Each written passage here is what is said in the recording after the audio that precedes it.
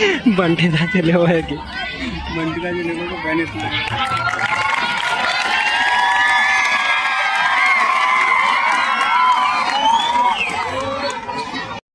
कसे काय सगळे बच्चे कंपनी मजेत का?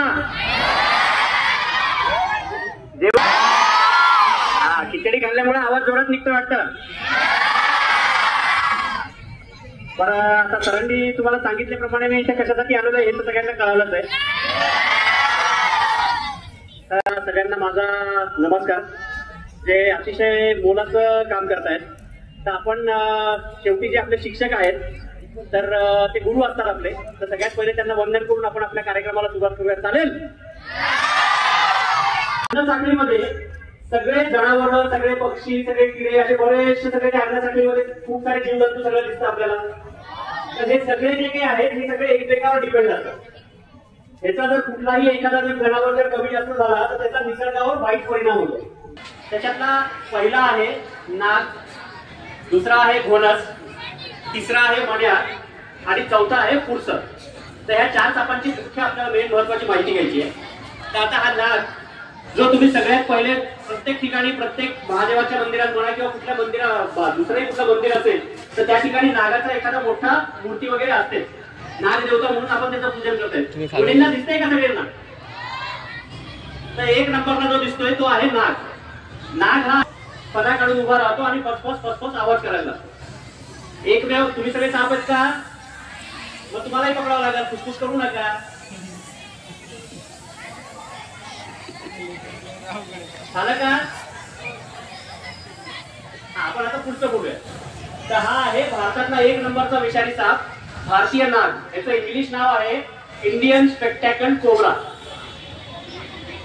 आणि आता महाराष्ट्रा व्यतिरिक्त बाकी आपण प्रत्येक वेगळ्या वेगळ्या कुठल्या राज्यामध्ये गेल्यानंतर त्याची नावं वेगळे वेगळे असतात. ज्याला पिटार, जेवण असे खूप सारे वेगळे वेगळे नाव आहेत. पण सगळ्यात महत्वाचं म्हणजे जे काही आहे हा आहे भारतीय नाग. नागाच्या जो फणा आहे त्याच्या आपण म्हणतो की 10चा आकडा आहे मागे, म्हणतो का नाही? तर जुनी एक मोडी लिपी म्हणून भाषा होती. त्या भाषेमध्ये जसं 10 लिहायचे तर तसा त्याच्या पाठीवर यू शेपचा मार्क असतो, स्पेक्टॅकल मार्क. म्हणजे याला मराठीमध्ये अजून एक नाव आहे चष्मेधारी नाग. म्हणजे चष्म्याचा जसा शेप आहे त्या टाईपचा ह्याच्या पाठीवर एक मार्क असतो आणि समोरच्या साईडला 2 मोठे काळे धब्बे असतात फण्याच्या मध्यभागी. नाग हा असा एकमेव साप आहे ज्याला फणा असतो. पण होतं काय नॉर्मली की कुठेही जरी साप निघाला तर लोक काय सांगतात आमच्याकडे खूप मोठा नाग निघाला आणि त्यांनी फणा काढला. म्हणजे कुठल्याही सापाने जर तोंड वर उचललं तरी फणा काढला म्हणता येईल का? नाही. नाग हा पूर्ण म्हणजे त्याच्या मानेखालचा जो भाग आहे तो पूर्ण स्प्रेड करून ज्या वेळेला उभा राहतो त्याला फणा म्हणतात. त्याचा जो काही विषाचा प्रकार आहे तो आहे न्यूरोटॉक्सिक. म्हणजे जी आपल्या शरीरातली मज्जासंस्था जी आहे नर्वस सिस्टम त्यावर ह्या सापाचं विष असर करतं. खूप वेळ झाल्यानंतर म्हणजे 1-1.5 तास असतो कुठलाही आपल्याला साप चावल्यानंतर. तेवढ्या वेळात आपण दवाखान्यात जर नाही गेलो, कुठले जर दुसरे जर उपचार करत बसलो, गावठी उपचार, घरगुती उपचार, तर माणसाचा जीव त्यामध्ये जाऊ शकतो. तर पहिला आहे भारतीय नाग. त्याची जास्तीत जास्त जी लांबी आहे ती एक आपल्या भागामध्ये जो काही सापडतो तो मॅक्सिमम एक 4.5-5 फुटापर्यंत.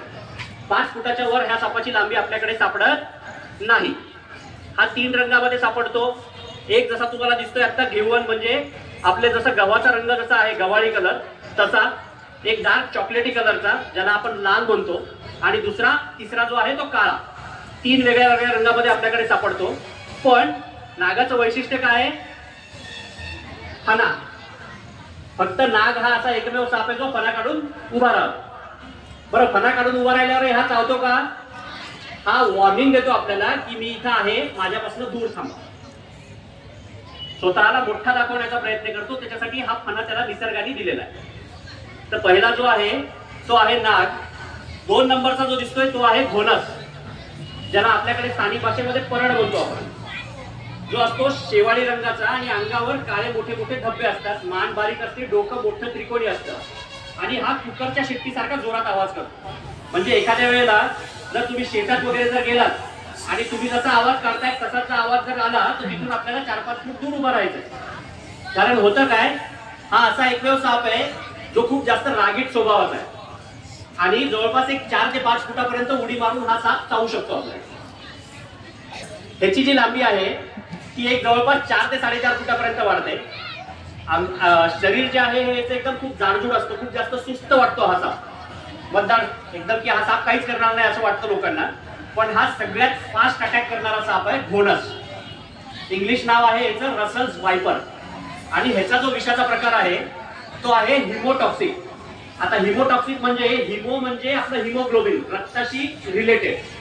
म्हणजे ह्या साप चावल्यानंतर आपला जे काही रक्त जे आहे रक्तावर सगळ्यात पहिले ह्याचा विष परिणाम होतो आणि रक्त जे आहे ते जेलीमध्ये कन्वर्ट होतं. त्याच्या गुठळ्या होतात, पूर्ण घट्ट होऊन जातं जागेवर.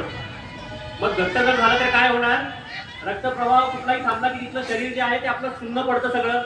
आणि तसंच जर ते पूर्ण शरीरामध्ये जर भिनलं तर आपलं हृदय पण बंद पडतं, किडनी बंद पडते सगळ्यात पहिले. तर हे सगळे त्रास होतात घोणस साप चावल्यानंतर. त्याला आपण स्थानिक भाषेत काय म्हणतो मी सांगितलं तुम्हाला, परड. इंग्लिश नाव याचं रसल्स वायपर. 3 नंबरचा जो साप आहे हा आहे मण्यार साप. त्याची मॅक्सिमम जी लांबी आहे ती एक 3.5-4 फुटापर्यंत वाढते, पूर्ण काळ्या रंगाचा आणि अंगावर दुहेरी पांढऱ्या रेषा.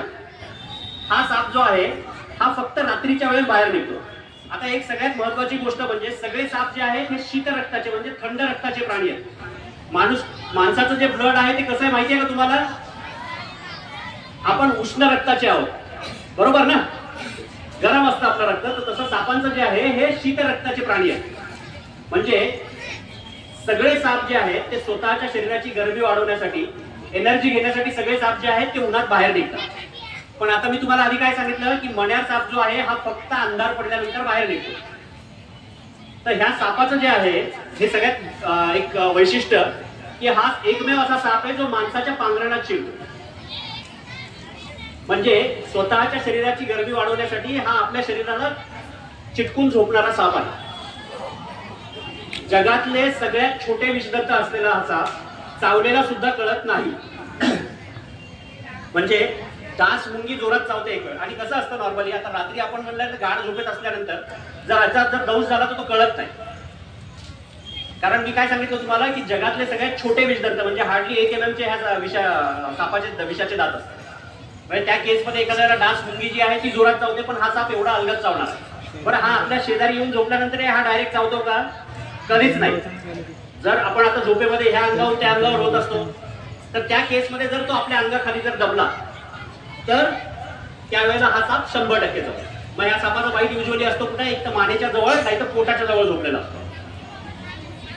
तर त्याच्यापासून वाचण्यासाठी आपल्याला काय करायचंय, ग्रामीण भागात आपण सगळेजण जमिनीवर झोपतो तर मच्छरदाणी लावून झोपायची. मच्छरदाणी जर असेल तर ह्या सापाला मध्ये येता येईल का, एक तर ह्या सापालाही मध्ये येणार नाही आणि मच्छर पासून पण आपलं रक्षण होईल. तर 3 नंबरचा मण्यार, याचं इंग्लिश नाव आहे कॉमन क्रेट. पूर्ण काळ्या रंगाचा आणि अंगावर दुहेरी पांढऱ्या रेषा. त्याच्यानंतरचं जे आहे हे आहे फुरसा साप. हा आपल्या भागात खूप कमी प्रमाणात सापडतो. चॉकलेटी कलरचा असतो आणि अंगावर पांढरी जाळीदार डिझाईन असते. या सापाची जी लांबी आहे ती जास्तीत जास्त 1.5 फुटापर्यंत वाढते. त्याचं इंग्लिश नाव आहे सॉस्केल्ड वायपर. आता जसं मी आता वायपर जे म्हटलं, पहिला रसल वायपर आणि हा सॉस्केल्ड वायपर, या दोन्ही सापांचं जे विष आहे ते सारखंच आहे, हिमोटॉक्सिक.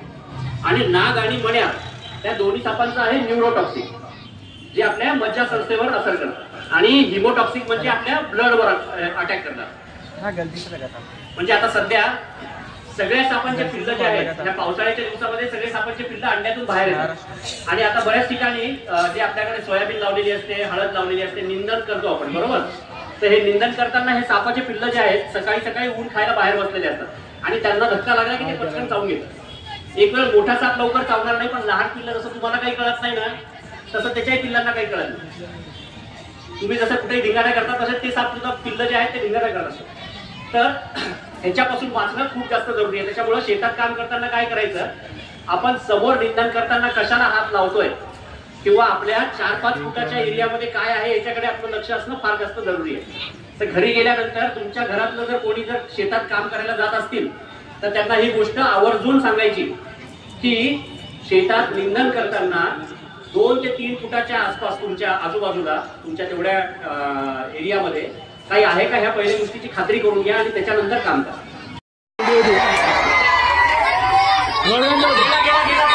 पाऊस गेला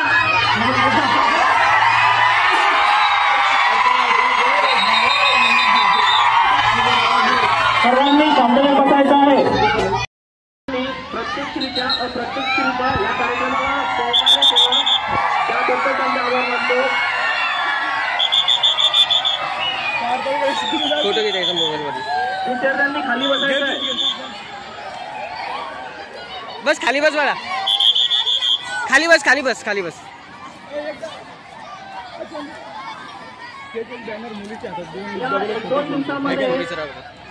मुलीचं नाही घ्यायचं. गांभीर्यपूर्वक ही शपथ घेतो की जसा मला या पृथ्वीवर जीवन व्यतीत करण्याचा अधिकार आहे, तसाच तो इतर सर्व जीवांना आहे. तेव्हा मी साप, पक्षी, फुलपाखरे, मधमाशा यासह कोणत्याही जीवांना इजा पोहोचविणार नाही व असे कुठे होत असल्यास त्यांना वाचविण्याचा प्रयत्न करेन. सोबतच पर्यावरणाचा ऱ्हास करणाऱ्या प्लास्टिक इत्यादी वस्तूंचा मी कमीत कमी वापर करेन व अबोल जीवांचा अधिवास संवर्धित करेन. सगळेजण करणार आहे नक्की. कुठेही जर कचरा पडलेला असेल, कुठेही आजूबाजूला जर प्लास्टिक पडलेला